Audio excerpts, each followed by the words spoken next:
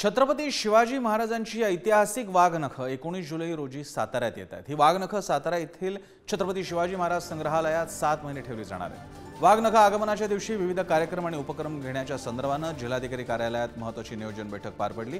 यावेळी आमदार शिवेंद्रराजे भोसले, जिल्हाधिकारी जितेंद्र डुडी, भाजपचे जिल्हाध्यक्ष धैर्यशील कदम यांच्यासह आजी माजी पदाधिकारी, नगरसेवक आणि शिवप्रेमी मोठ्या संख्येने उपस्थित होते।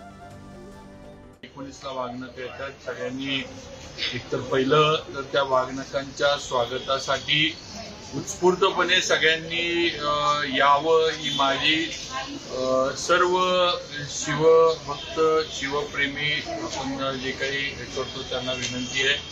मोठ्या संख्येने याला जिल्हा प्रशासन तसंच मुख्यमंत्री, उपमुख्यमंत्री, त्याचबरोबर पालकमंत्री सगळेच राज्यातील सगळे, त्याचबरोबर सुधीर भाऊ मुनगंटीवार हे सुद्धा यायला येणार आहेत, कारण त्यांनी हा खरं म्हणजे प्रयत्न सगळा सुरू केला होता।